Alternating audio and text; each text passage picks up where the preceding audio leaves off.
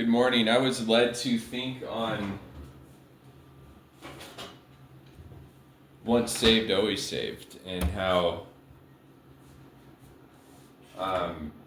Catholics and maybe Eastern Orthodox, they don't believe in once saved, always saved. It would be considered like I don't know, against church teaching or something. But I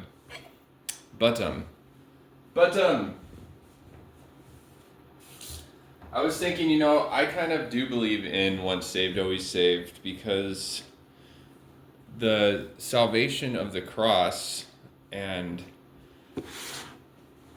what Christ did for us was like a gift. It was a gift we didn't really deserve. It was out of like the love, it was like they call it the passion. And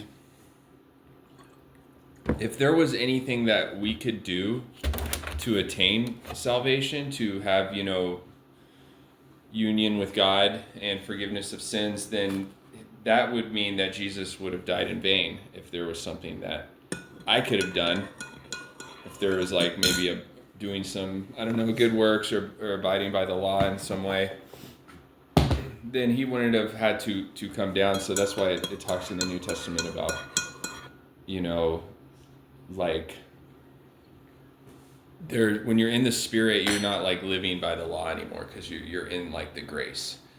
So it would be like if I gave someone a car, I was like, here's this car, this car's for you, and then was like, but you have to call me like every 3 days and send me a thank you voicemail if I don't answer, or a text message is okay. I want you to say thank you for this car basically every 3 days for the entire length of you owning the car.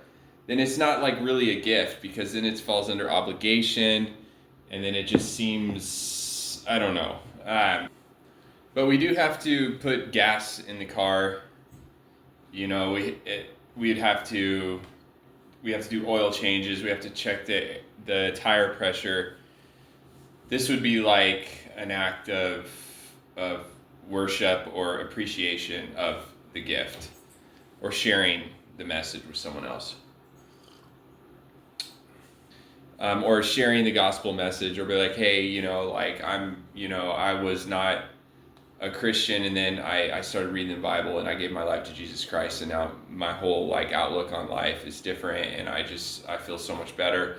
That would be like giving back or whatever.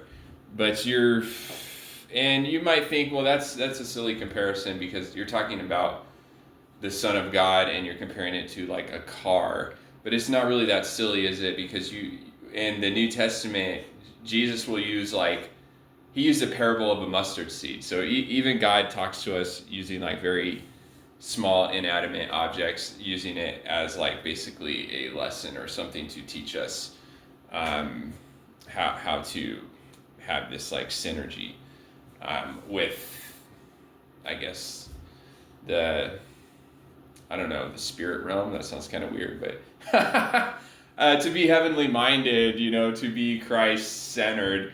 So it's just, sometimes I do think it's once saved, always saved. If you go by what the scriptures say.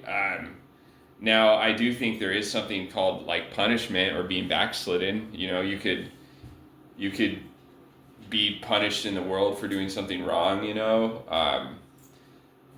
Give to Caesar what is Caesar's, meaning just because we're Christians, it doesn't mean we could just like do or say whatever we want without consequences. There's still punishment. There's and there's still something called being, if you're backslidden, if you're not reading the Bible, you're not saying your prayers, then the gifts of the Holy Spirit, salvation will be taken away from you, but you'll have like sort of like a blanket will be put over your spirit. So then you won't be able to shine the Spirit of God to other people because of your behavior or your attitude or your lack of faith. All of a sudden now there's a blanket over you because you're getting into maybe something you shouldn't be getting into. So, but it doesn't mean you're not saved. Because as soon as you come back to Christ, it'd be like taking that blanket off. Imagine going through the whole work day with a blanket over you. It'd be like smoking weed. How can you like go around like high and like do your job? You're obviously stoned and like. So this is why like sobriety is important also.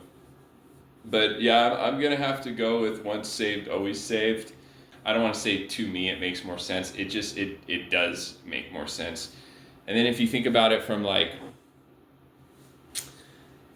if you think about it from a business point too, like of course the church would be like you have to keep coming back and doing these certain things in order to be saved. All of a sudden you have lifelong members. It falls under obligation, like I said.